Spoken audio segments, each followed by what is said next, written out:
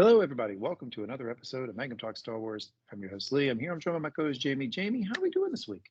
I'm doing all right. I'm doing great. How are you? I'm great.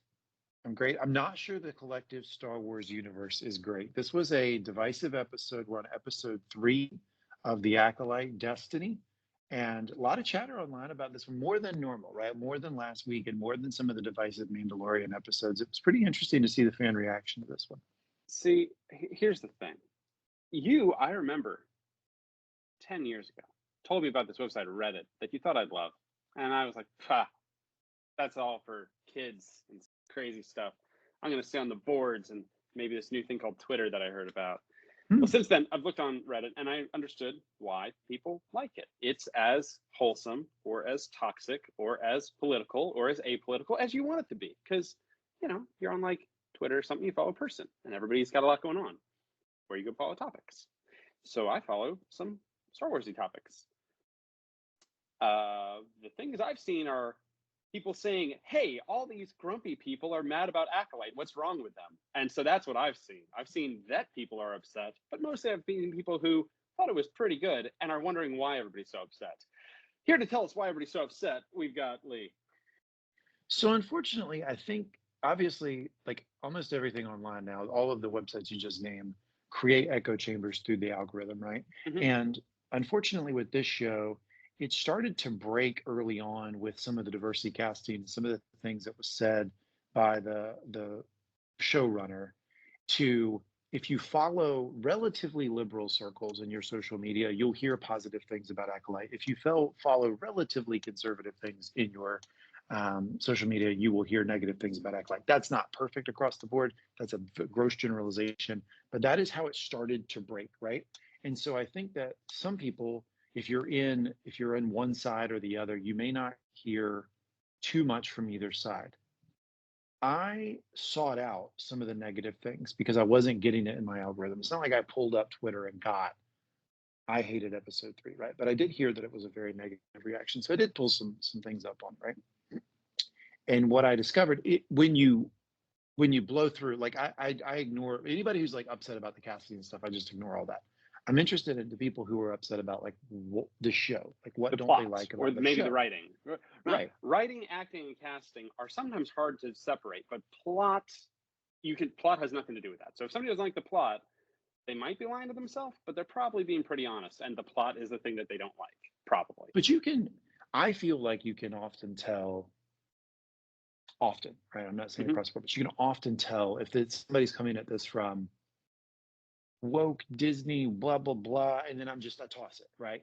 Or at the other side, if it's like, these people are, all these like meathead rednecks or whatever are upset about it, and this is the greatest show ever. Like all of that feels to me like stuff that is like kind of like off the table for this podcast because we're trying to cover what this does in the Star Wars universe. But I just want to acknowledge that, like, if you're seeking out reviews, especially the less professional you get in the reviews, like the more you get to like some guy on a YouTube channel, like that you will get a lot of that with this show, maybe more than any that we've ever seen in the Star Wars universe. So that's impacting some of the discourse, right?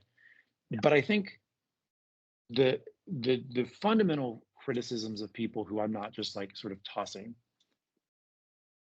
are what it does to the Star Wars canon, like so 2 specific things.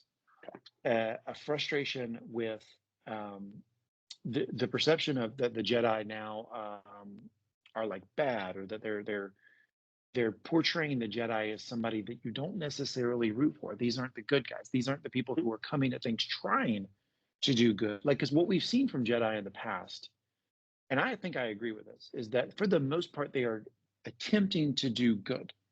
Yes. They may not always do well, but they're flawed like everybody else, but they are trying for good. Some of the things that get introduced this episode, I might move off that standard a little bit. And then the second thing, and I'll throw it to you, is the idea of the Force Immaculate Conception not being unique to Anakin. That this is something that potentially they're introducing as having happened to these 2 young girls, right? I thought that whole demographic was upset at Mary Sue style chosen one archetypes. The fact that they're making it. Now they're cherishing that Luke was, or that Anakin was this super specialist boy. They want him to be extra super specialist. I don't know. So I'm not sure. Yeah, I mean, I hear you, but I think that like, and I might actually fall in this camp a little bit, so we can talk this out. I feel like Anakin's birth was supposed to be, or at least in my mind it was, maybe I'm wrong, was supposed to be like this seminal event in the galaxy that whatever force creator, whatever there is that is either created or governing this universe, stepped in and said this has to happen for the direction of the galaxy. Yeah. And call it did the force itself or something else. There might be something else in universe. But I'm not sure what that is. Even Marvel has, a he above all. Like basically, there's a super god above the other gods or something. So there's, and that's kind of how I thought of it. Yeah, the will of the force or whatever controls the force. So yeah, I do actually kind of agree with you, and I'm going to refer. It sounds like I'm more positive than the average person on it, but I am a lot this episode, as I was the last two, of there's stuff I like and there's stuff I'm interested in, but there's stuff that hasn't paid off yet. And it could be a 2 out of 10 or a 10 out of 10. I'm still in that spot. Like, there's not a father. Okay, that could actually go a lot of different ways. It could go, Anakin wasn't that special. It's a thing that can happen from time to time. I wouldn't love that. It could be, actually, there's just this one dude and we don't talk about him, which I would think was hilarious. And that they'd play. I'd actually love that, because that'd be a weird subversion of expectations. Like, he's a politically a related guy or something, or I don't know if it's just that, or if it's no, this is like a weird special witch thing that's different than that. And maybe there is some parallels, but this was not the force wanting it to happen. This was a dark magic creating life from nothing, and there's a curse involved in it. That could be interesting. That could be fun. Like, I could get payoff, I could get amusement, I could get disappointment, and I'm not sure what I'm going to get yet. I am open-minded enough to want to find out, and they're not at the point where I'm starting to lose hope that I will find out. I'm not sure how many episodes until I start to think, no, you should have paid off by now. But so far, it's fine. I'm not worried yet. Okay. Yeah, so last week we did the recap, did a fairly thorough recap on the first couple episodes. We're going to do less of a thorough recap this episode and talk more about things we like, things we didn't like as we go. I'll still do somewhat of a recap, but I think we want to focus more on these plot points that are being discussed that people have relatively strong opinions about. Like like the first two I just brought up, right? I do want to talk about the chanting. The chanting has got to be discussed on this podcast. And by the way, it's on my list of things I don't like. Jamie will do the list of things he likes. I'll do the list of things I don't like. Discuss those. So you should be happy about that. That's why I'm here, my man. Like, I still haven't seen advertising for this. I was trying to find Hocus Pocus, but I typed in witches singing, and this is what came up instead. You're lucky I watched this in time for the podcast, my man. It's zero marketing budget, which is strange because it is the most expensive show that Disney has done for Star Wars, right? 180 million for these 8 episodes. So it's the most expensive show that they've done for Star Wars, and then they gave it like no marketing budget at all. I think my guess. I hope I'm wrong. I hope in 6 weeks, me and you're sitting around like, man, landed the plane. This thing was awesome. It's up there with Andor. We love it. My guess is that in like a year, we're going to be doing retrospectives of like what went wrong with Acolyte. Like, and it will start with Disney when they they invested a lot. When Disney saw the product, may have not had as much faith because they certainly didn't blow the marketing budget out for it. And I get that after the first 3 episodes. After last week, I left the podcast. You hyped me up. I was relatively positive. I probably wouldn't continue watching it after this episode. I was pretty put off with the episode. I watched it once and I liked it at like a 5.5. But then I watched it again because podcast professional, right? Got to make sure I catch everything for the podcast. And it dropped a lot when I watched it second viewing. I liked it a lot less on my second time through. So I'm going to keep watching it, obviously, but I was really down on this episode. Well, I haven't rewatched anything, and now I'm going to try not to, because on your recommendation, apparently I'd hate it if I did. So we'll just put in that bucket of things like, Deadpool and the Dark Knight Rises that you should watch once, then be done with. So we start on 16 years before, which does age the women. It does age the twins, right? So we know that they're probably they're probably 23, 24 or something like that. Sure. Which makes sense that Range she's been, off on her own being a mechanic for a couple years. That makes sense that she would have been an adult when she started. dropped out of Jedi college at like 20 or something, and we Jedi started. school dropout. Jedi school dropout. Dun, dun, dun, dun, dun. Oh, I'm gonna make that whole song now. If you want to sing, I'll give you a runway. It's from I'm going to get Grease, out of the way man. when you start singing. Okay, we're gonna do a Grease Star Wars crossover. Who are we talking to? I know the reference. I was just going to let you sing. Oh, I didn't think my singing was good enough that you would know what I was doing. I thought you would have thought that I was just making it up and poorly humming. You have leeway to always sing on the podcast. So we start. I think the name of the planet Tabrock. We start 16 years before, and we get the episode that we thought. So when we talked about the 2 episodes last week, we knew we were going to get the backstory that this episode provides, right? Like they couldn't continue telling the story without filling it in some way. They could do a flashback, which they did, or they could fill it in through like series of discussions, whatever. But we needed to know a little bit more about what happened on the planet, which seems to be the seminal event from which all the further events in the story of the series is continuing, right? I was surprised. I thought they were just going to come back via slow reveals and conversations with Jedi and stuff, but I liked it. Like when it popped up, I was like, oh, we're doing this way, and we're doing it on episode 3. And I approve of that choice. I liked it. We'll talk about later, but I like the idea. Wasn't absolutely from a construction standpoint, I was on board. I was actually kind of excited when I saw, all right, we're going to get this now. Let's do it. We go to the planet, and what we learn is that the girls, Osha and May, were born in a society of witches called the Covine, I think, Convene. It's a coven of witches. Coven. Okay. All right. I was reading this on the. This is a fill me in. This is clearly a word I don't know. Tell me the word. So Lee, that's a normal word in this language called English. It's what you call a group of witches. Oh, okay. Yeah, cool. Sorry, I didn't have my witch vocabulary. It's a murder of ravens, a pride of lions, a podcast of white guys, and a coven of witches. These are the grouping words we've come up with as a species. Got it. Yeah. Should have got the witch vocabulary in 3rd grade. Missed that where I grew up. So no witch vocabulary. Covine, witches, and Coven. I don't know. Never heard this word. See, I can't tell if you're doing a bit now, but I'm going to run with it either way. It's turned into a bit because you were a little like, how could you not know what a group of witches is called? Well, fuck if I know. I mean, did you not watch Buffy the Vampire Slayer? Come on, man. Did not. No, not even a little. You're the worst Zennial.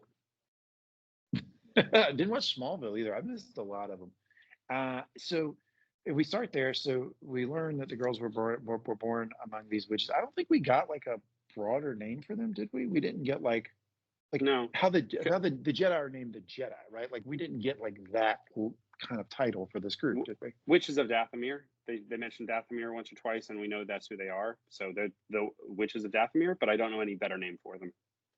So if they're the Witches of Dathomir, they're very different than the Witches of Dathomir that have been introduced before, that we saw in Ahsoka, that we saw in the Clone Wars.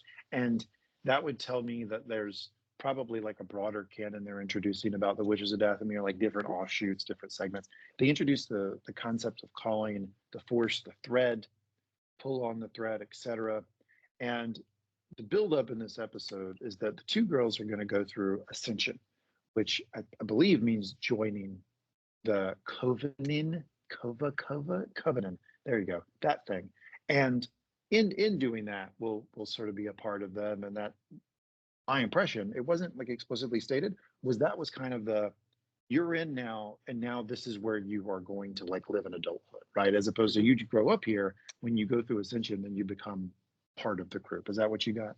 Yes, because there's clearly some kind of magic stuff going on, magic tattoo, and it had to be a full moon, which seemed to not just be for ceremonial purposes. It seemed like it had a power there.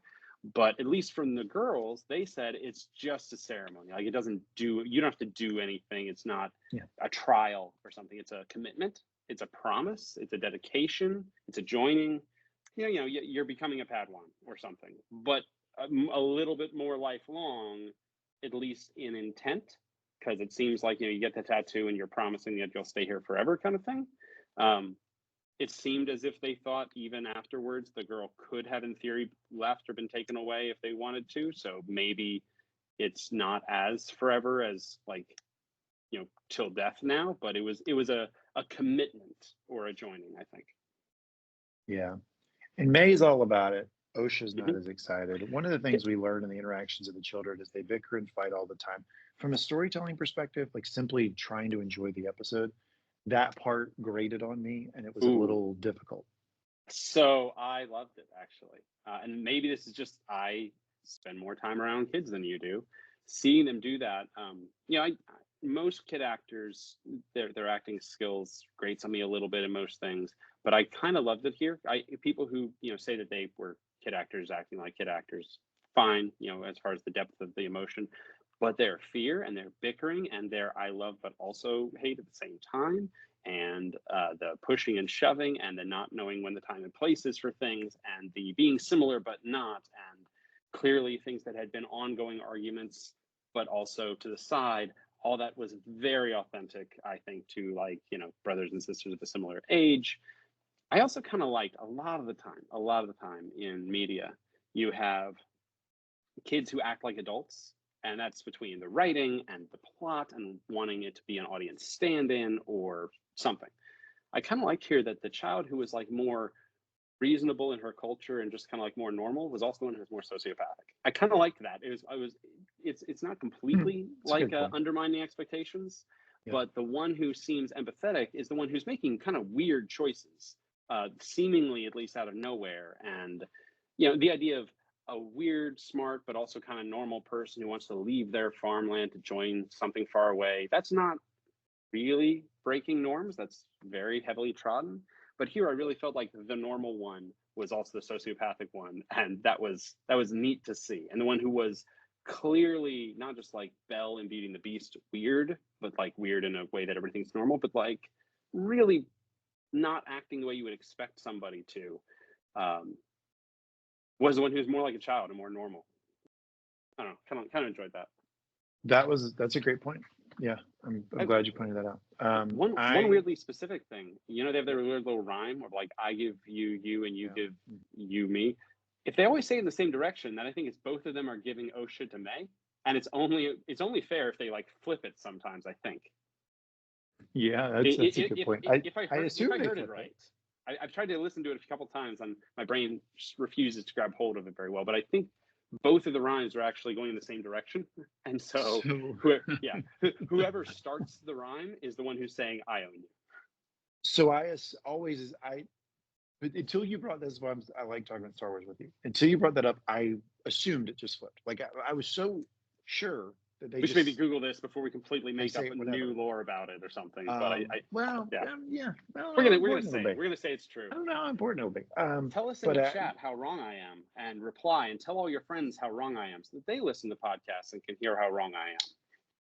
probably get told a good bit that we're wrong. I'm sure that I'll get told I'm wrong about not liking the episode. I'm trying to not be like one of those like reactionary Star Wars fans of like this wasn't my expectation, so therefore I don't like it. Like I think if you're gonna say, yeah, my like Star Wars fan didn't like this, and they're trying something new, like I feel like you got to bring kind of some heat to the table. You have to explain like what it is. Like I'm not super interested in the take, which is this just made me feel uncomfortable. I just didn't like it. That's very boring. If it makes you uncomfortable, it's good art. If it makes you bored, that's not good. I was a little bored at times in the No, episode, but that's not good. I think more so. Yeah, I did get bored. I think that was the first thing I told you after the first watch, right? Because I was a little bored. So back to the recap, I said that two things we learned about the children. The one is that they bicker and fight all the time. I'm glad you gave that perspective. I don't spend as much time around children. I understand it might be being be realistic doesn't mean realistic. it's enjoyable. Like I'm not saying that like that made for necessarily fun television. I found it like realistic and refreshing and gave me a little insight into it. I don't blame you if you didn't like it though. Well, yeah, that's exactly right. I didn't find it enjoyable, and at the same time, I think that's a good segue to something. where you say, just because it's realistic, I don't necessarily enjoy that in my storytelling. I think you could say that about the point about kind of muddling the values and the actions and the motivations of the Jedi. Yes, So it's more realistic that an organization of like thousands over time of these like monks who, all kind of come from different places of the galaxy will eventually have like muddled values. Yeah, but for me, like I liked that there is an organization in the galaxy trying to do good that mhm, you root for, that is like that's like a basic tenet. Like I know that the yeah, Jedi come to it from the light side trying to do good. That was always like a big draw of the Star Wars world, was you have the good versus the dark and you know which one's which, and that there might be confusing things around it, right? I, I So we can get more on that point later, but there was the same logic you just brought up well, there that I thought about with that. I was like, yeah, that might be more realistic about how the Jedi would operate in the universe, but it's not what I wanted from the story. you said something similar in Ahsoka, in the first few episodes of Ahsoka. When Ahsoka came and she was grumpy and quiet and not making any jokes and not happy and anything, and you were like, that's not the Ahsoka I was expecting and wanting and that I was excited about. And I said, well, it makes perfect sense because, and laid out basically what they were going to say. And I think your answer was, that makes perfect sense. It's entirely logical that the Ahsoka I like would grow into this. Doesn't make me like this. This is not fun right now. And that one, I think we kind of agreed, more or less earned it and did well with it and made sense. This one hasn't necessarily earned anything yet, and I'm just hoping that it will. Yeah. So, but the second thing I noticed about the children is that it seems to me that May was problematic or dark side tendencies from jump. Some of the things that she says, and I think it's intentional in the writing, makes you kind of perk up and go, "Oh, this girl is like kind of not okay." Mhm. Um, and of course, that seems to bear out in her trajectory in modern times. So those are two things I learned about the children, and we see some training, so we get a little bit of the discussion about threads, and like they were drawing the distinction with how the Jedi talk about the Force. So we had So, that. so I found it really, really interesting, and I wish Spencer were here because he could say it better. I'm under the impression that it's usually ambiguous in different Star Wars media whether the Witches of Dathomir are using the Force or not. To the extent that, if I remember right, it's actually like a heresy at some different points in time over saying that it is or saying that it isn't the Force. And it's interesting, and I'm going to take it for lowercase c canon that it is the same thing because these witches at least think it is. They believe it is, and they know more about the thread than I do. So I found that really interesting. Semi confirmation that the witches of Dathomir are Force users, but somehow they're coming about it from a completely different direction, not the dark side or the light side or gray Jedi side, some other way, which is interesting. And I almost want them to keep it kind of ambiguous, as I think that's why people like Witches of Dathomir from time to time, is because they're able to be kept a little bit ambiguous.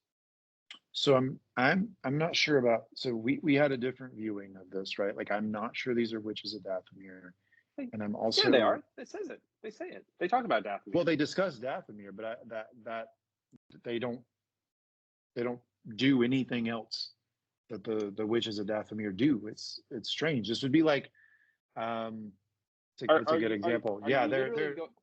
Are you but literally going the Jedi Council with Anakin? So they're like, you are witches from Dathomir, but we do not grant you the title of witches from Dathomir. Is that really what you're doing here? you can call them that, but they give no, so you throw the word Dathomir in, but you give them no other characteristics of the Except Witches they're of a coven of Dathomir. witches Okay, that fine. use That magic that may or may not be the Force. That is the witches of Dathomir.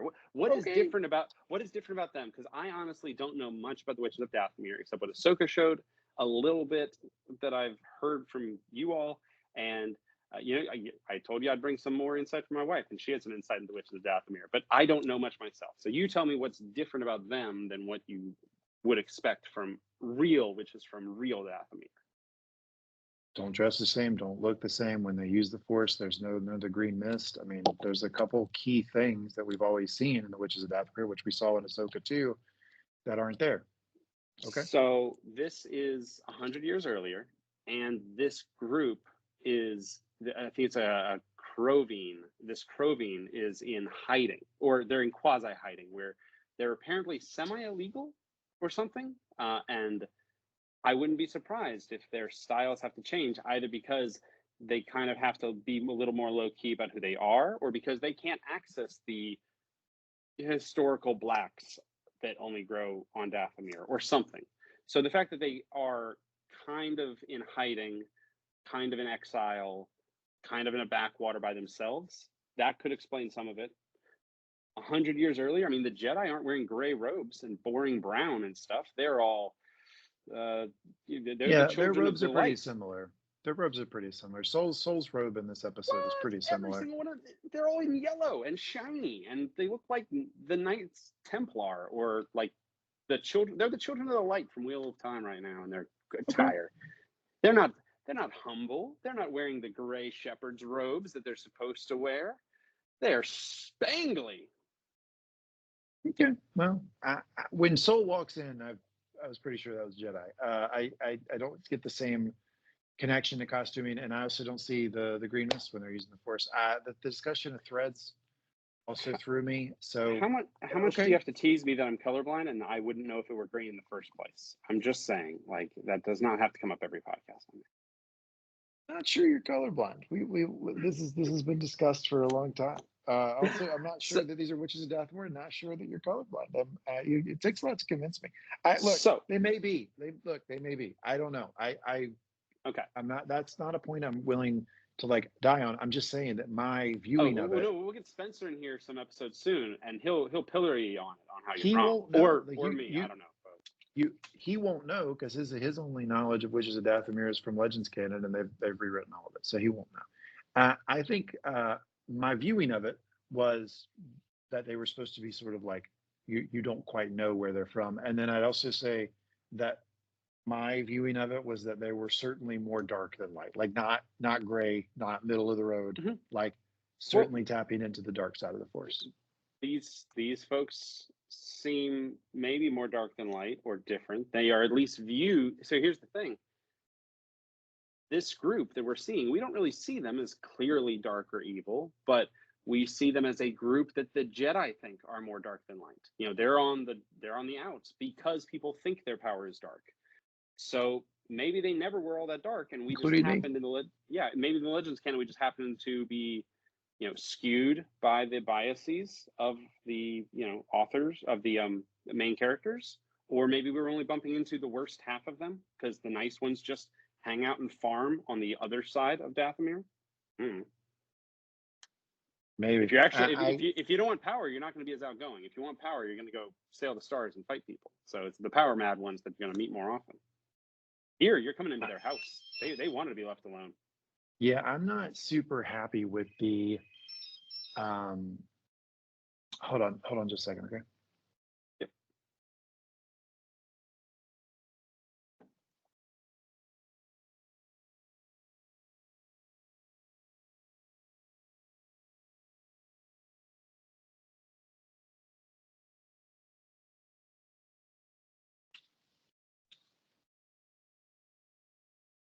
Yeah, I'm not super happy with the sort of idea that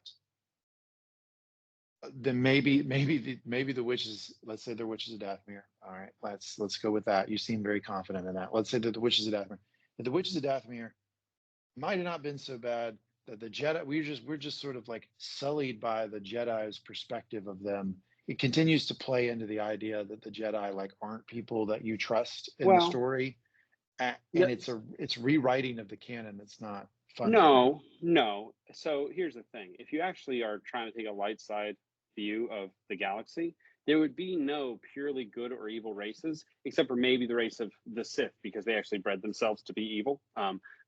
Aside from them who did it on purpose to themselves to be extra evil as a species, none of the other ones would be wholly one or the other. And so if you talk about the witches of Dathomir are mostly dark, you'd really be talking about the witch of Dathomir we've seen, or the militant groups, or the current politicians there, or the ones who have the cult sect that came off world from Dathomir, or, you know, the ones who dabble in the magic so they get more dark or something.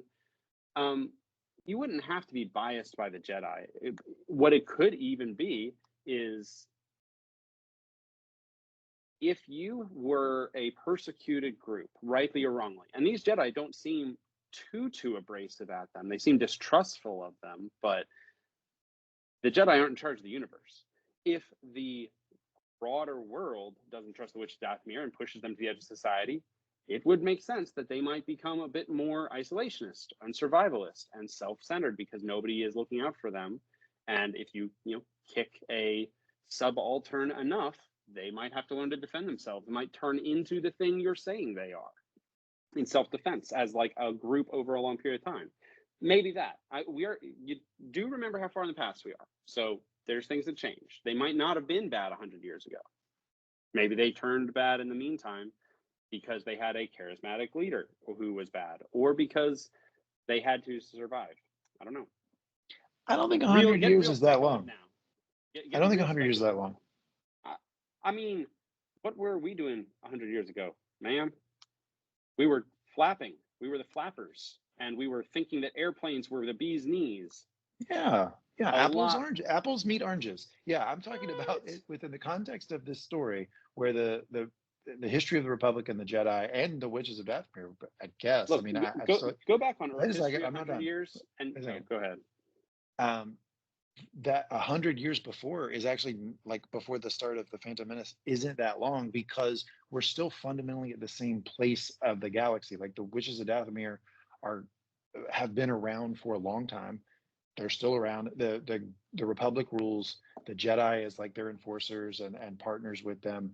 It's not like 100 years in a story where 100 years would result in significant differences in how the universe is working from a geopolitical perspective. Like it's kind of not that long ago. I disagree. I disagree because there are times when things change more and less. I mean, look at what happened. Look 10 years. Look what happens over the course of the 9 movies. That's less than 100 years, and a lot has changed during that time, like back and forth and everything. Which is why there were the movies. That's fair enough, but I'm just saying, even then, yeah, it's not that even when they talk about 1,000 years of peace, it doesn't actually mean like nothing happened. That meant that like there was, I'm sure there were changes over who the good guys and the bad guys were, and it was not literally a song of kumbaya that lasted 1,000 years. How long did the Republic rule? Many. Yeah. Many. Thousands of years. Okay. And so this was 100 years ago. Like it felt so. I think that is kind of an important point though, because like I felt like they picked 100 years ago because it's still fundamentally the same structure, and there's not major differences in who rules, the actors, etc. But it's long enough ago that you can get away from the actors that we knew, like the actual people that we knew then, and you can start a new story. But it's still, you don't have to recreate the understanding of the galaxy for the audience. You don't have to like say, oh, well, there's no Republic, there's this now, and there's no Jedi, there's this now. Instead, it's like it's far enough back that you can have a whole new cast, but it's still kind of the same dynamics at play. I'm just saying, if you went back 100, I mean, so yeah, Earth hasn't had stability for the thousands of years that the Republic has, but 100 years is still 100 years when it comes to like human lifespans. And if you go back 100 years on Earth, which countries are seen as wholesome freedom places versus which ones are authoritarian shifts around a bit. Like who the good guys and bad guys are changes a bit over 100 years. I would not be surprised if it changes at least once for at least one species in all of 100 years. But, sure. But the reason this was brought up is you said, well, it's been 100 years, so the Witches of Dathomir could be completely different. And my point is they've been around thousands of years, and I'm not sure like 100 years is a big amount of time in their history. Do you know they were seen as evil for all those thousands of years? Maybe they were good guys for all the first 900, and it's only 100 years ago. The big deal, the big news story 100 years ago was Witches of Dathomir, they are our punching bags now. Could have been. You don't know. I am making this up. I'm not saying that's likely. I'm not even saying it happened, but I'm saying creators kind of making it up too. Yeah. Unless you know what the Witches of Dathomir were up to 200 years ago or 1,000 years ago, which I don't, then maybe what we know now is actually the aberration. I don't know. Like just 100 years is a long time when it's the entirety of us knowing about these people. And I will say, just on are they the Witches of Dathomir?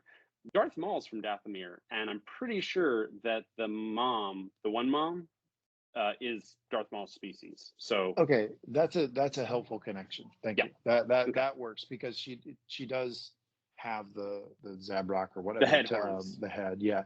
So that's a helpful connecting point. So they do a little training, and that's another like. So I'll talk about the list of things I don't like as I go. That the introduction of their understanding of what they're tapping into. Hmm. I'm I'm sort of on the fence about like what happened in this episode is fine. What I'm worried about what I'm worried the show might be doing is that they're introducing a new understanding of how to tap into that power Hmm. that once we learn about it, we will question the Jedi's understanding of the Force. That it will be, oh well, maybe these people like have an understanding of how to tap into that in a way like that we're supposed to be sympathetic with their understanding, as opposed to what I have always understood the whatever Force user that is non Jedi that you find in the galaxy, which was always they sort of stumbled into this. It's a less sophisticated understanding of how to use the Force and the Force generally, and that they would stand to benefit by learning from the Jedi. I'm Hmm. worried that this might be like a competing philosophy that we're supposed to think they have like a better understanding of this thing than the Jedi. It didn't happen this episode. I'm not saying it did, but that was Hmm. my worry in introducing it at the specific level that they did. Because if you notice, the introduction of other Force users in Star Wars canon has always been very non-specific, and I think it's always been for a reason because Hmm. they didn't want to introduce a competing philosophy about what this thing is. We're supposed to understand it is the Force. The Jedi have a pretty comprehensive understanding of it. Other people have a less sophisticated understanding of it. It didn't come off that way in this training sequence to me. So I understand that, and I'm not going to say that you're wrong. Um, to a certain extent, I completely agree with you. No. Like I think you're kind of right. I like I said, I kind of want it to be kept a little vague. I'm okay if they get specific, but I like it best if their specificity is clearly their opinion. Like, is this the same as the Force? I'd even love it if that's still up in the air. I'm now going to think that it is because they think that it is. But clearly, some Force users think that it's not. And, you know, they all know, all these people know more about the Force than I do because they're in a world where it really exists. So if there's like a philosophical debate over whether it's the same or different, I love that. And the fact that I'm getting a group tell me that it is, that's not word of God. That's just their creed. That's their belief. That's, their Mandalorian cult. That's all this is. Um, if it is, I don't mind if it is competing, so to speak, instead of just being less than them. I like the idea, and I think a true Jedi that's admirable would a Yoda would not be so bold to think that he has learned everything about the Force, and he would love. And I think he was friends with some of the witches of Dathomir. Actually, didn't you or Spencer tell me that? Actually, he Yeah, liked them. So yeah. that actually, I'm brewing over here. So Well, I wouldn't say he liked them, but he was he able had to a work cordial with them. relationship with them. He was He has to respectful of them. He work with them a wanted little to meet. better than others. Yeah, he wanted to talk with them some instead of shunning them completely. He would, if there was somebody else who had a different but not complete gibberish understanding of the Force, he would want to learn from them. Not to do things their way, not to be trained by them, probably, but because he knows he can always learn more about the Force and about people. And I kind of, my headcanon, which is just headcanon, is that some of the specificities of what they're saying is just their own lore, their own myth, like threads. Well, what are these threads? I mean, that's really just a way to imagine destiny and fate. And they kind of already were playing with the threads can mean whatever you want them to mean, making me think that it's not actually the way the Force works. It's just a way that you can kind of think about it as a philosophy of life where the threads bind us, but they don't control us. It's like that's the opposites. That doesn't actually mean anything if you say those two. Or you have a destiny, but you have to choose it. It's like that's not what destiny means. Like that's opposites again. It seems like you can use their philosophy to submit to destiny and what you're supposed to do, or to take control of it and pull your own thread, or they say that they're criticizing the Jedi, that the Jedi want to wield the Force, and they're saying that, well, we the witches know that you don't wield it, you follow it and you use it in something even more submitting to it. And yet they clearly have some dark sidiness of using it and pulling it and making it do what they want to do. And they want power, and they want the powerful people, not just people who are smart and wise and able to better submit to the threads, but people who are able to make the threads do things for them. So it seems like they're kind of internally inconsistent, which would work really well if it is a not wrong idea of how to interact with the Force, but is heavily influenced by historical dogma, maybe religion, maybe just philosophies of life, and kind of, I don't know the right word for it, but the idea that you can take their advice and have it justify whatever it is that you want to do, whether it's submit or dominate, both can be justified, makes it kind of useless, but kind of really useful as a tool. Is this a good time to bring in what your wife had to say about the witches? Sure. So she actually said, half joking, that this is all just the way to get back to the most important piece of Legends canon, the courtship of Princess Leia. Best book of the entire expanded universe, or so I'm told, which you cannot summarize adequately. You have to experience it firsthand. I assume after this is done, we're going to have a dramatic reading of the Courtship of Princess Leia as our next podcast show. I think that's part of it. I think that's the plan. You do know that they published another book, The Courtship of Princess Leia, in the new canon. Don't say that to my wife, because now I know what I'm getting her for her birthday. There's a new one. They updated. She'll either love it or she'll hate it and burn it. But either way, I'm going to find that now. So the Courtship of Princess Leia in the old canon is where the Witches of Dathomir were first introduced. A very, very short summary. Leia is, in the old canon, going to marry for political reasons. Han gets mad about that and wins a planet in gambling. Arguable whether he actually has a real title to the planet of Dathomir or not. Kidnaps Princess Leia and runs away to Dathomir to try to impress her, because he makes excellent decisions. When they're there, they find the witches, and her fiance, who's actually her almost fiance, who's a nice guy, falls in love with somebody else, and they escape. And Luke's there because, of course, he's there. And they find some ancient Jedi texts that had been hidden away from the witches. And I don't know, I haven't read the thing, but I hear it's the best book ever. But it's where you introduce the Witches of Dathomir, and it does introduce the idea of, I'm going to call them gray witches, the idea that they are not light side, but they're not dark side Sith, always evil either. Ahsoka kind of made it seem like they're all evil, and those ones were very clearly all Thrawn all the time and everything. But Clone Wars did too. Clone Wars made them seem evil too. So I haven't seen Clone Wars. I'm watching it with my kids. Thought I'd tell you, Lee. My son found on his own Rebels and has started Rebels, so now he knows more than I do about this stuff. And I hope I'm just waiting for him to come to me and say, "Daddy, why does Hera suck so much?" And I'll be like, "Oh, my son, today you became a man, knowing that Hera is the worst." I'll tell you, Hera's my favorite character. That's what you're getting.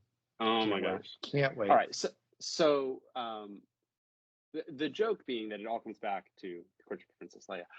But it kind of does, in that that's where they introduced the Witches of Dathomir first chronologically in publications. And it kind of introduced the idea that they're not quite good or bad, and they are just to the side. And it's different than even being gray. It's just they are their own thing and darker than the Jedi, but not pure evil. And I loved that here. Let's put aside, I would love to come back to kind of your overall people like it or don't like it because of what it's doing to the Jedi lore. But I loved how they showed these witches being a little bit of a mixed bag. The one was very harsh, very authoritarian, very quick to violence and anger. But the one who was the leader was very much, honestly, wholesome as all get out, and smart and wise and pragmatic. When they said, "We need to fight," she said, "If one of them gets scratched, we are all going to be killed. No, we're not doing that. We're not going to war with them. Put down your weapons. They broke in. Okay, fine. Put down your weapons anyway." And when talking to the girls, we'll find out later what exactly happened after she talked to Osha. But she was the best mom in the world to Osha right then. She knew that she wanted the girls to both stay with the coven, that was what was best for her, was best for the coven, and was what she thought was best for the girls. But she also knew, A, it's only going to be best if the girls buy into it, and B, it might not be. And so if Osha doesn't want that, she tried a couple more times to get Osha to stay, but she didn't try to force it to happen. And she cared what Osha said. And she made her feel listened to, and she knew when to stop. Again, we'll find out if that what happened, during the fire. Maybe we'll get the payoff or we won't. And I'll either get really justified or really grumpy. But the fact that you could, in the same coven, have some people who are very clearly like susceptible to the dark side, is what I'll say, and some people who are very clearly good role models. I love that. It's very interesting. Makes them a very complex, realistic kind of group. The updated courtship of Princess Leia is called The Princess and the Scoundrel. Covers the dating of Princess Leia in the new canon. Birthday presents. I'll tell her not to share, like, and subscribe this episode. We'll count everybody else do it for her. It's true. I need her to not hear this so it can be a surprise. Is that a threat? Like, does she normally listen? Maybe. Interesting. She is currently listening to me record this, though, and she just sent me a little message saying, "Oh yeah, you remember when she told Osha not to make her decision based on fear? That's kind of Jedi-ish of her. That's kind of light side of her. Of you need to not make your decision based on fear. Interesting that Soul used similar kind of things of don't base your decisions on fear. I do not mind that. I don't feel like it was heavy-handed. I feel like it's really just showing good mentors who are more light side than dark side are going to say things like that when people who they care about are making decisions and choosing their way of being. Loved it. And there are the darker ones, and clearly they're not, all on the sides of the angels all the time. But yeah, I don't know. It also, I don't think it was So I'm glad that you pluralized that, right? Because it did seem that when the Jedi came, and we can talk about them being introduced in this plot, but there was others shouting like relatively violent things about, or like, oh, they're here to take our children, or they're this, they're that. So it didn't seem like just Mother, whatever her name, Andaya or whatever, it started with an A, I believe. you're right. Yeah. So she was like clearly somebody we're supposed to be sympathetic to, who at least was being abundantly reasonable with the children, it seemed, but the others around her did not. I didn't catch that anybody else was on a plane with her, basically. The old lady was, I think you're right. But the thing is, this group didn't seem like she's the leader because we all fear her and she's more powerful. It didn't seem like that level of Sith hierarchy. It seemed like she's the leader because we think she should be the leader, because she is good at this, because she's proved herself. So I think you're right. Nobody else was on her level of like kindness. And there were, all the archers drew their weapons. Everybody else was at least medium militant and defensive. And you're right. A few of them said things towards that effect. So she was a little bit kind of, holding them back a little bit. So maybe she's the outlier. But if the outlier gets to be the leader, that does say something at least about who the rest of the group wants to be. Even if they're not like that, they at least think that's admirable. Fair enough. So I guess we can get to the introduction of the Jedi in the story, where it seems that they landed on the planet in secret. They were watching, spying on, whatever, doing recon on the girls at minimum, but the COVID, I guess, more broadly, and while the Ascension ceremony was happening, did sort of just waltz in. I'd heard that they cut some sort of platform, or they did something to let them that signaled to the witches that they were coming in. They came in and they had a discussion with them about a couple things. It kind of started with their authority to be there to begin with, right? They kind of had a discussion about like, well, kind of why are you here? And what was interesting to me is that it didn't. So we set aside how they're portraying the Jedi for just a second. It seemed to me that they didn't give me a clear understanding of what the Jedi thought their own authority was in this situation, right? Because they throw out the Republic, she says the Republic has no authority here. They just deal with that. They're like, cool. But then later they're like, well, you can't deny our ability or our authority So to. You can't. One second. You can't deny our authority to test the child, with your permission, of course. It all felt muddled as to mhm. what their actual role there was, or what they thought their real authority was in that situation, which does tie into the broader point of, if they don't genuinely have authority, legal authority to be there, right? The planet's not a part of the Republic. The Jedi have no real um, say, authority, and how they're raising these children or whatever. Then you start to question, okay, well, why are they there? And is this more of an overreaching organization? Um, and that's where I start to get concerned about where they're headed with the portrayal of Jedi.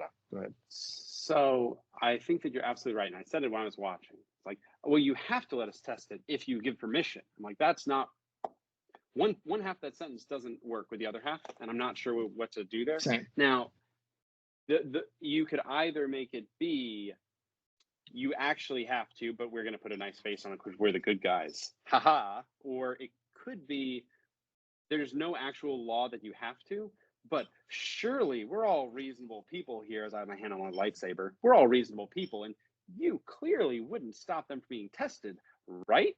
And so it might have been, it was either one of those two. It was a we have to, but we're going to pretend that we're not, being authoritarian here, or we're using the implied threat of, something going bad just to social construct you into, of course you're all reasonable and you have to do this, but it's in your decision, of course. Kind of comes down to the same thing as whether the power to do so is actually explicit or is just the implicit, we represent the entire Jedi and we would probably win in a fight. I do feel like either that was there or they had more power of law behind them that even kind of reach beyond Republic space.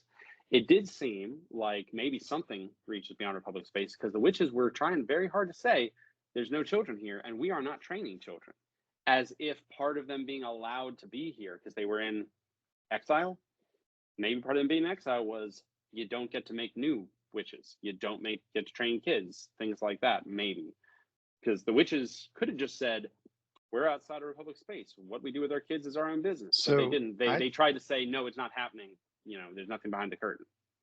so I took that to mean they didn't want that within the story. I thought they were trying to signal to us that they were worried the Jedi would dig too far into the conception of the children, because that conversation got brought up later, and that got hurled back at the leader of the witches, like, hey, well, if they find out how you did that, all hell's gonna break loose here. So it seemed like they were trying to hide the children for that reason. Could be. I think the most harmless answer would really just be, look, the Jedi don't have kids and they need new Jedi and they have very strong recruitment. So if they find out that a force sensitive group like the witches have kids, they're going to go and check it out and spy and see if there's kids and get them tested because they have to find new recruits. And that's a good place to go to look for some fresh recruits. That's the more like innocent version. Not that innocent when they're out there poaching children, basically. But Didn't seem that one very with innocent. They were like spying on them in a non-Republic planet. Like, it was problematic behavior, it felt like to me. it. So I'm going to kind of take a step back, and if you want to talk more about what you think's going on there, I'd love to hear it. This is one of those things where I don't know enough about what's going on to know how I feel about it, and a lot of times I'll then come up with something that I think is the only plausible explanation, and I'll justify it to myself. I don't have just one plausible explanation. I have a bunch of ideas, all of which are, mutually contradictory, and I'm just pulling them out of thin air anyway. So how I feel about what the Jedi were doing there on both a plot device of doesn't make sense. Do I like what it says about the Jedi? Do I like what it says about these people? Do I like how it serves this story? I don't know, because it's kind of a weird miasma, cloud, vague thing that they haven't explained yet. And I still have faith that they probably will, but they haven't done it yet. And so I can't, I don't know. I'll only be making up stuff. I can give you maybe plausible reasons, but what are your thoughts on that then? I mean, I think so. It's an abundantly fair point you made, right? That we don't really know why they were there. It hasn't been explained. We can only sort of guess based on context clues and what we know of the universe and the limited conversation that they had with the witches while they were there. Mhm. I guess my issue with that is that, like, if I'm going to take that tact, which is fair, I mean, it's fair, then I just kind of have to like say, well, I just got to like watch the whole story before I kind of have an opinion about how they're doing any of this, right? Because Yeah. so much, because the way they're doing the storytelling is it's a lot of to be revealed later, clearly. Like they Mhm. have not, there's a lot, they're asking a lot of questions that I'm sure they will give answers to. So it could, that line of logic could kind of be thrown at you. If you don't like the episode, well, just wait, it might all be explained later. I don't want to just punt and cop out. I'm not telling That's people kind that of they need to tough. like it right now. Even in But I'm serial storytelling, that's hard because it's like, well, okay, but I still have to like individual. Yes, I know you're building to something, but I still need to be entertained for 44 minutes, like of this yeah. episode. So thinking of other things that have done good episodic storytelling, let's talk about Buffy the Vampire Slayer. So in the famous Buffy the Vampire Slayer, they interact with a lot of covens Famous, and very such. popular, very But popular. they have they have monsters of the week and they have overarching threads, and there is mystery and there's things you don't understand. And I'm not actually, I didn't watch much of it really. I'm using that as kind of a silly example, but Well, you are the right. covens, You can covenants. keep the overall mystery vague and confusing, but that's often what monsters of the week episodes were for, where we're only going to give you confusing things on the overarching plot, but we're going to give you something else to actually just enjoy watching this hour of television for. So, we're going to spend an hour about dinosaurs or something, and also 5 minutes to the bigger plot. If you only have the bigger plot and you don't get payoff for a long time, then it's harder to make people want to keep watching. I really feel like Monster of the Week got made fun of too much as just, crappy bottle episodes or something. I think it serves a much more important storytelling aspect. I don't know how you would shoehorn that in here, but I think you're right. We're hoping that there's payoff. We're hoping the big battle makes sense. We're hoping that the plot line that they're crafting, I like it being unveiled slowly, but you have to make us enjoy the ride as well. And they're doing good enough for me on that, but it does for me kind of hinge on if the payoff's worth it in the end. And if I didn't already like them, I'm not sure I'd give them the benefit of the doubt like that. It's like, or it's funny. We talked during some other seasons about how I want other stuff in Star Wars. I want a murder mystery in Star Wars. I want a Yeah, rom-com in Star Wars. I want everything in the Star Wars world sometimes because it's just a fun sandbox to play in. right. Well, they're kind of giving me that. They're giving me a murder mystery right here, basically, and I'm kind of here for it. But again, if you have a serial murder mystery TV show, Dexter or Psych or something, maybe there's a season-long thread, but there's also an arch for this episode that gets wrapped up with humor and fun and excitement so that each episode's fun. So I don't think the season's long enough necessarily to have really done that. And that's just kind of how storytelling on streaming has changed, of how long your seasons get to be, how much bottle episodes and Monster of the Week you get. But they are kind of giving me what I want of, we're going to do a slow burn murder mystery. If they go straight into noir, I'm going to love it. So Yeah, I mean, I think it. So I'll give an example that is exaggerated to prove the point, and I think this is mhm. how a lot of Star Wars fans feel. And I'm like 40% of the way there. I'm not all the way there, but I'm like a little bit of the way there. Which is like they're doing the Hunt for Gollum, right? They're going to make the movie The Hunt for Gollum, which is a story literally about the few. I think it was maybe 30 something 20 and Gollum. So that as Gandalf is in the Lord of the Rings universe, as Gandalf is investigating the ring that Frodo has. He Mhm. started to get, yeah, so him and Aragorn are running around trying to find Gollum, right? This is the premise of the story. Now, if 15 minutes into that movie, Aragorn stops at a village and kills 10 people that are seemingly innocent and just murders them and then walks off, and then you stop and you discuss it and everybody goes, that's not the Aragorn I know. And everybody goes, well, wait a second, he might have had a real good reason to do that. You don't know, you just have to keep watching the film, and maybe they'll explain that like there's something wrong with these people, etc. I think that's how a lot of people are feeling, where they're like, that's not the Jedi I know. I know you might come up with an explanation later to explain this, but I'm still having to sit here and watch this portrayal of the Jedi that I don't know, that isn't consistent with what I know the Jedi to be, and also not particularly entertaining for me and what I want out of the story. And maybe that's like a great explanation for how you just want different things out of Star Wars, right? Because like one thing I hear a lot now is I'm hearing a lot of people say, "Man, isn't it so nice that we've got a series and there's just no original characters with insight? Like they're just doing a whole new thing." And like, and if you bring up, which we kind of got into in the first couple episodes, although like I respected your take on it a lot more than I do some folks which get hyper emotional about it, which is like if you bring up like, well, I kind of like some of the original stuff to be worked into these stories. It's like, oh well, we're just going to tell another story about Han Solo. You know, like it's a lot of table flipping of like, oh, that's boring to me. I just want to revamp and start something new. And I just think you have to be careful with franchises where you're doing a lot of new because people come to it. I'm watching this show because I like Star Wars. I'm not watching the show because I know the showrunner or like the screenwriter or whatever. I'm watching it because I like Star Wars. And if you dump all of Star Wars, I'm not saying it's doing that, but if you dump all of Star Wars, then what am I watching? You know, you've alienated the built-in fan base, and I think that's slightly a concern with some of the decisions that are being made now. I have listened to some like professional reviewers who say that the next couple episodes are a lot better than this one, and that's maybe not going to alienate quite as many people in some of the decisions being made. But like, I think that's the when I try to sift through the noise of the criticism, at its heart, that's kind of what I hear, which is that we there is a built-in Star Wars audience that comes to the show because it's Star Wars, and if you in an effort to tell a new story and a new spin and create your own lore, alienate that group, what are you doing? So I saw a, somewhere, they weren't even talking about Star Wars, but I recently saw, and I saved a screenshot of a conversation online because I wanted to share it here on this exact topic. It is a conversation between, because I don't know who these people are and I don't want to have to include posts, I'll just say it, at Elix and at Screen Brief said, and I quote, "I remember thinking the early MCU movies tying into each other before converging into a big ensemble feature was such a cool idea.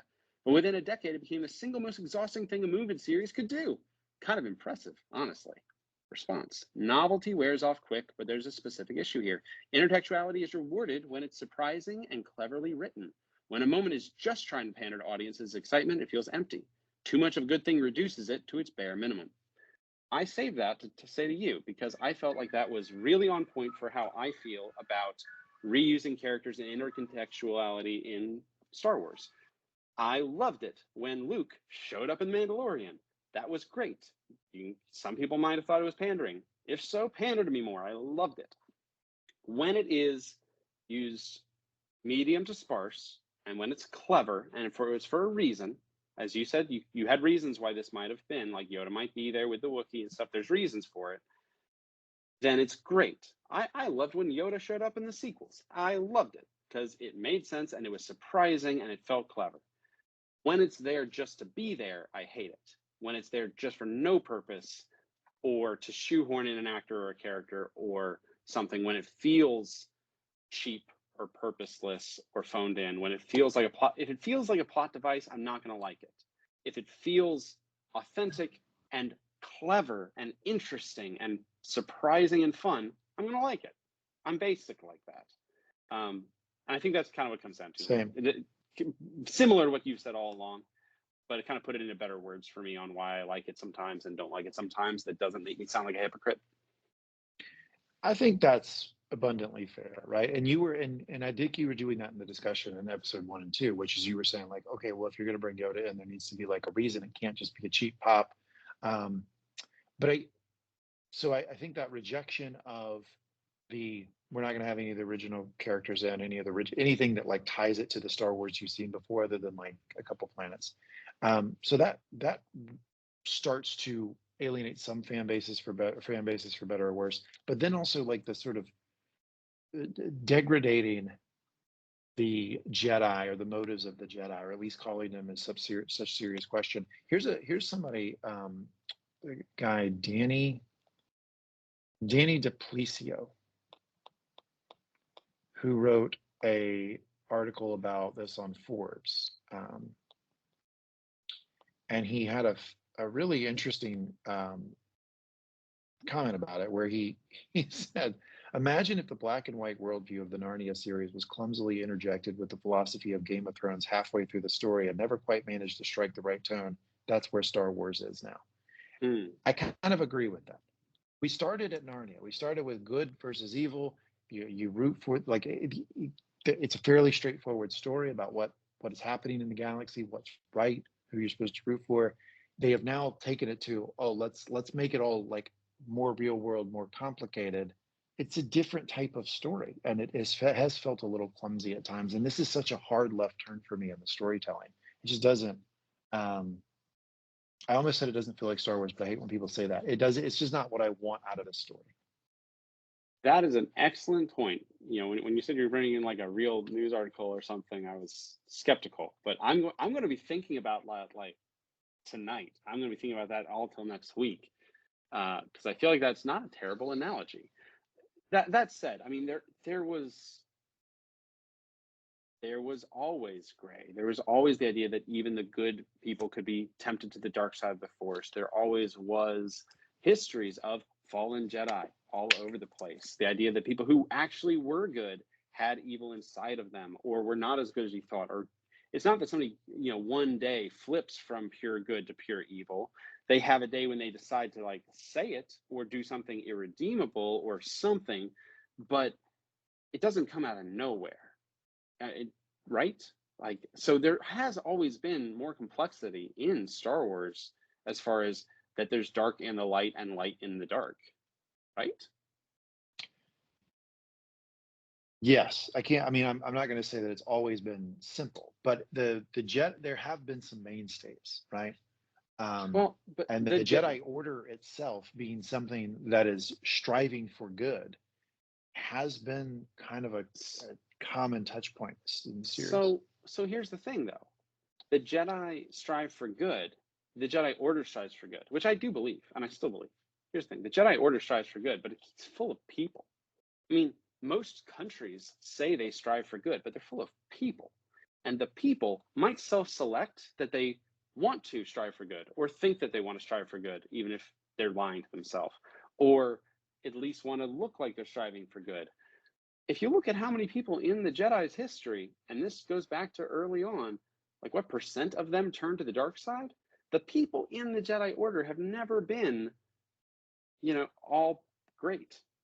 I mean, there's so many fallen Jedi. Seems like everywhere you trip in every single media, there's fallen Jedi, which tells you a lot of the Jedi you see at any given time are pre-fallen Jedi. They didn't show up looking like they rolled out a hot topic and grumpy and evil. They rolled up as bright-eyed Padawans who just saw fire, which I really want them to go back into that. The one Padawan who's like, "Oh yeah, the Force is like a fire that eats everything before it," and everybody gets real Soul did nervous have about that kid. Like, Soul did I have a hiccup with that kid, I right? I really want to touch on that more at some point. I almost hope they don't. I almost hope that's all we ever see of the kid, and it's just a little bit of a call forward to Luke seeing Ben Solo's darkness, or just the idea of, well, you're not wrong. That's in the Force too. Like when Luke was giving his lessons to Rey over how there's life and there's death and there's I anyway I noticed that.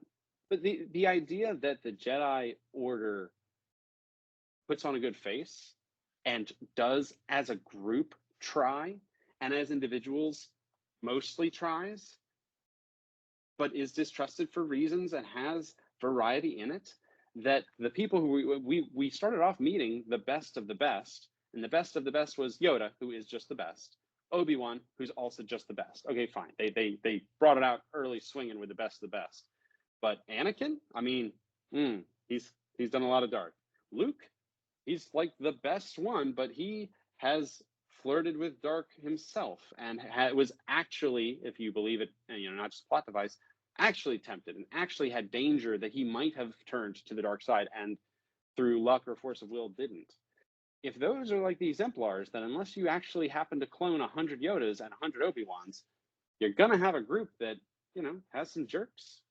I'm not saying all Jedi are bastards, but I'm just saying like And when some of you them do are. have and when you've got a couple kids who are brothers and sisters or brothers sisters with they're going to yell and they're going to fuss, and But I'm it's just not not fun. saying You want a that's team that you know you it's can root for. It sounds like. I mean, I'm in not this criticizing. story. Yeah, In this I, story, I, that's what I am used to, and that's what I have always liked.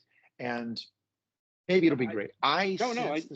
I sense the storytelling is taking us to a road where we're meant to question the Jedi, and we're supposed to wonder if at the start of episode one this was all inevitable based on their own actions, and that like, the Jedi were destined to fail because of their own corruption, et cetera, et cetera. The story writes itself. That's where I think we're going. So I'm a little so concerned there, but yeah. so I'm going to share a story from Knights of the Old Republic that Jolie, the not fallen, not Jedi. He wasn't kicked out of the Jedi, but he kind of left, and they never made him stay because he lost faith in them, and he never turned dark.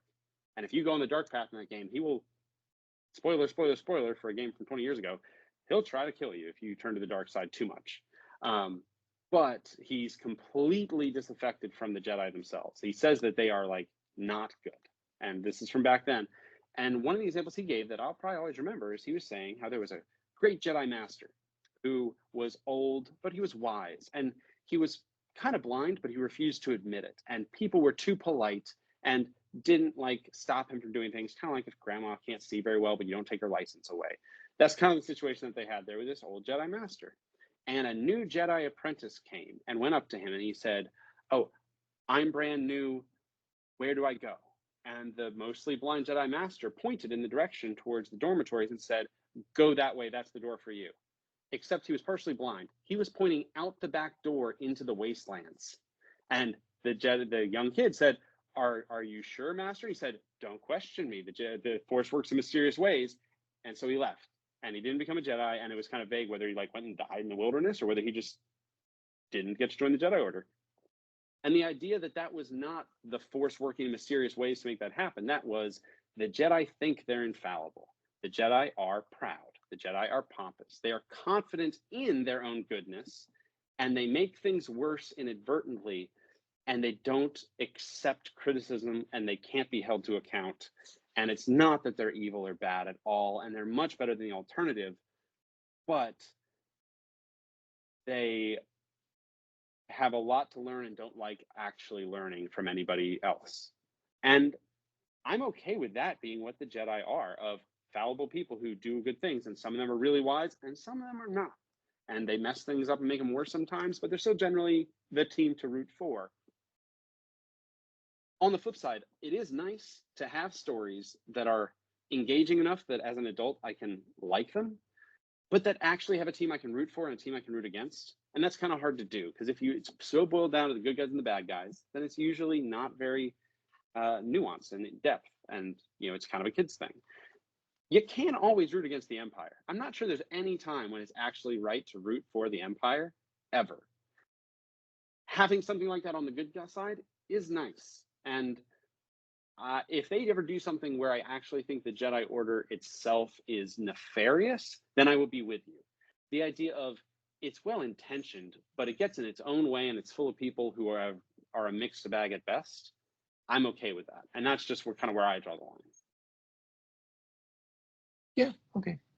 Yeah. I mean, I'm not. So I'm not.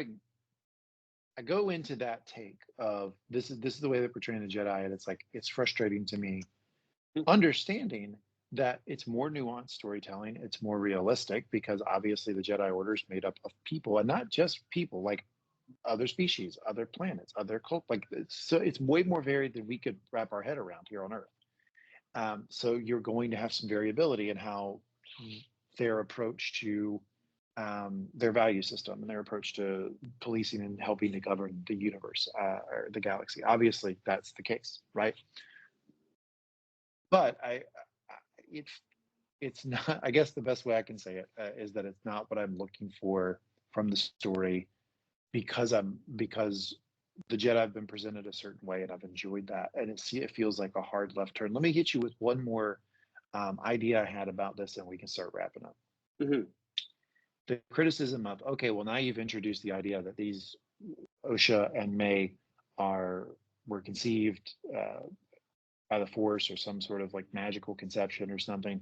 It degrades the story of Anakin. Anakin, that was supposed to be like a one-off thing that whatever this universe did, it's muddling that. That's the criticism. That's the language that's being used. My idea on this was like, okay, it seems like the coven, nailed it. The coven of witches, and these are obviously witches of Dathomir. I've been saying that since the beginning. The witches of Dathomir, um, they seem to be women. I think it's being thrown around that there's a lot of same-sex partnerships going on in that coven. Let's say that's true. Did we need an explanation of the parentage of the children? Like, I don't, like, it's 2024. I don't, when I see a same-sex couple, I don't need them to stop me in the street and go, well, here's exactly how this child was conceived. Like, I understand that there's a lot of different ways same-sex couples have children. I don't need an explanation for it. Like, it's cool. Like, it's a same-sex couple, they have children. That's as far as I needed to go with it. I didn't need an in-canon detailed description of it in a show that's 8 episodes of 30 minutes. Like, I would have been okay with them glossing over that point and not immediately feeling like they had to give me an explanation for how the children were conceived. So I don't know how to respond to that because that was not even a thought that crossed my mind. I didn't think that's what they were getting at any point in it, of like, where are all the guys at? If they're talking No, about, but they were explaining how the children were conceived, because right away the Jedi goes, "Where are the father?"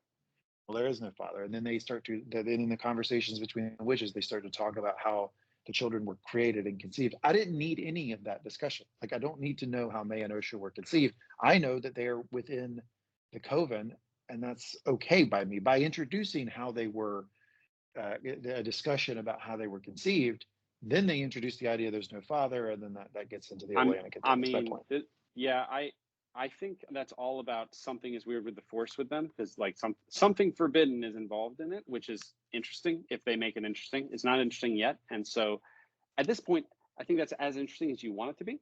And if you're focusing on it and grumpy about it, then you don't need to, because I mean, how do witches of Dathomir propagate? I don't know because I haven't read the books about if there's male witches of Dathomir. It doesn't seem like there's any here. You're right. Um, there are apparently, I mean, some of these species have men in their species, at least, like Darth Maul. But if they use the Force to clone themselves, or whether they use, we're in a world where cloning is easy. Apparently, if they're just cloning each other, if they are mixing up their DNA and cloning it, if they bud through magic, I don't really care. If look, if they've got like one guy That's that my they keep point. in the I basement don't and care either. he's their little stud, and he likes it, then good for him. Like, I don't care. So that didn't cross my mind about how do they have kids. It was really just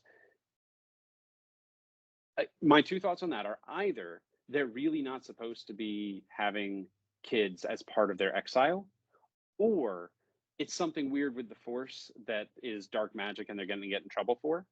And they can go into it as much as they want or not. If they don't go into it anymore, then you're right. It was like a throwaway line that muddied the water for no reason. If they make it interesting, great. If they make it disappointing, then I'll roll my eyes and be disappointed. But I am confident that it's either interesting or nothing, because I don't know why you would waste time on it if it's worse than nothing. And if it's nothing, then I'll be a little unhappy that they wasted time on nothing. But it could just be like, their dad is a senator, or they Well, wait a kidnapped a second. guy, or something. I'm not 100% sure you got my point. My point was, I don't need an explanation for how they were born. They Okay. started to give us one. And that's my point. It's not that I was sitting there wondering how the children were born. That's one more mystery and lore piece that you think you'd rather not have. Is that it? Kind of Yeah, thing? Okay. right. Because what I'm saying is that, like, they immediately started to, when they introduced the children in the flashback, this story in this episode, multiple points, questions of parentage, starts to go into the parentage. My point was, I don't care. Like, I don't need an explanation for how they were conceived, but there started to be a discussion in episode about it, and that's a piece I could have left out, because when you introduced it, they introduced it in such a way as to question if it was like force conceived, and that gets into Anakin's story. I didn't feel like it was necessary. I'd have been totally happy if they would have ignored that point of it, just introduced Osha and May as the children of these ladies, and then we just move on. So I'm gonna put my foot in the sand and say it's gonna be justified, and here's how. And I'm gonna fix this for you, and I'm gonna be right. That's my plan. This all goes back to why were the Please do. Jedi stalking them in the woods in the first place? The thing is that there was something weird and dark. Maybe it has to do with cloning. Maybe it has to do with dark side of the force. Maybe it has to do with kidnapping a senator. Probably not that, because it does talk about the one witch bore them and a different one made them.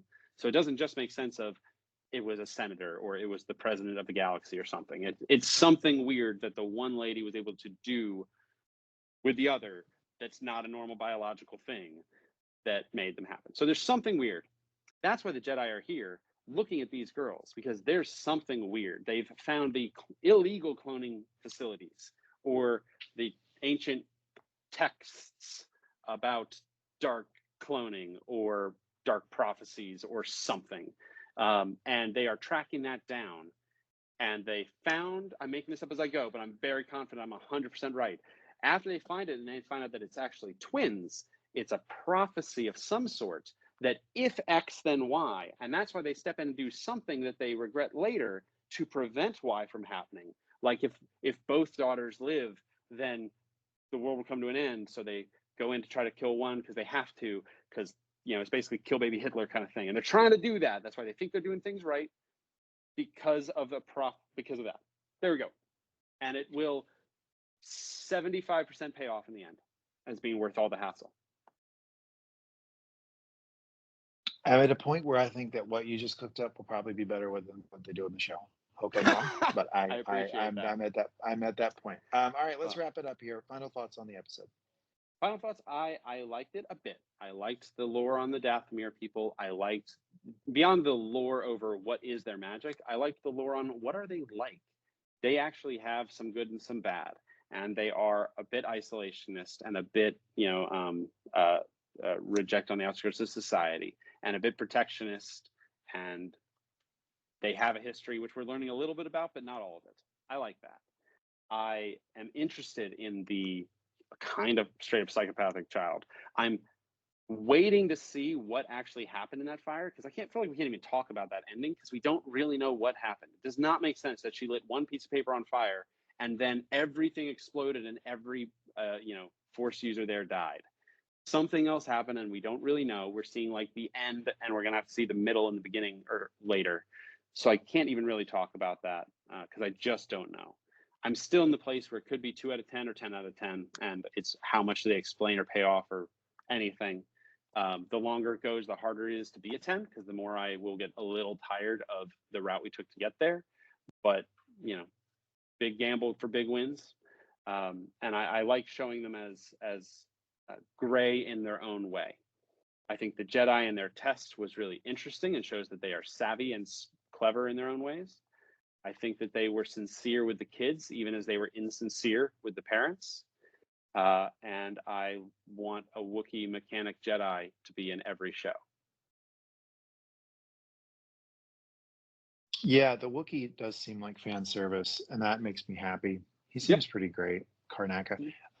So I did some quick reviews of some Star Wars websites I trust, and I think that we're meant to question the conversation we had about the witches and the witches of Dathomir. I think is what you're supposed to have. That's what seems to be happening everywhere, which is they're referencing them as witches of Dathomir. They don't look like the ones we've seen before. They're not acting like the ones we've seen before. Why is that? And they're supposed to connect it. So you expect all the people from Dathomir to look and act the same. I think that's Dathomirist of you. I'm just saying, up until now, they're diverse people. They're allowed to look different. They're not Canadian geese, sir. Yeah. They're allowed to look different from each other. That's true. I guess I think preconceived notions like that drove them to the edge of the galaxy near extinction and made them turn them back on society. Because you kick the witches of Dathomir too long, sir, might get a witch bite. And then you turn into a witch. That's true. I guess witches are like werewolves that way. You'll turn into a witch if you kick them too much and get bit by them. I guess in a visual medium, we shouldn't expect visual clues about who people are. That's fair. We should just completely just sever that and not have any expectations of visual clues about groups of people. You're so good at talking that you were halfway through that without me realizing that you were making fun of me and being insincere. Because I was like, yeah, you're right. You really shouldn't be so tired. Oh, no, wait, you're making fun of me. Yeah, you're right. All right. Well, as said, if I wasn't able to get an hour of your time a week and chat with you about this show, I would probably stop watching it. But it is a joy to talk to you and hear your opinion about it. And we will be back next week to review episode 4 of Acolyte. We'll see you then. The Acolyte. See you then.